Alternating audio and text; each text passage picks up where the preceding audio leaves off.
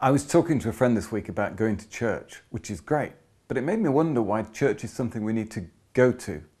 You know, what is church?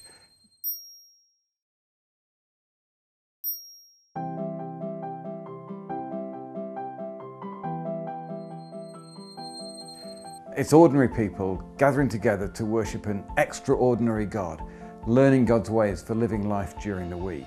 It can be a place of refuge and shelter and safety. It can be a place of inspiration and hopes and dreams and healing. It can be a place where lives are changed, where hopes are restored and priorities are reordered. It can be all of this.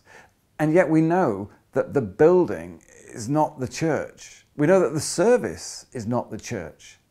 Yet when we talk to each other about our faith, we tend to refer to something that we go to on a particular day, in a particular place, at a particular time.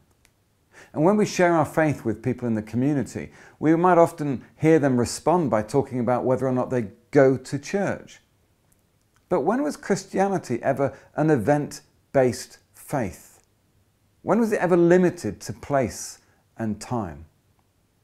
Remember Jesus being asked that question about the right place to worship? He talked about worshipping in spirit and truth, not about Jerusalem or any other specific place. So here's a thought. What if church as we know it, services, sermons, singing, sometimes gets in the way of God's intention to show love to the communities where we live? What if we're sometimes so busy doing church that there's little energy or creativity left for being church? What if by doing church we fail to be church as effectively as we could be? What if we stop for a little while and explore fresh ways of being church where we live?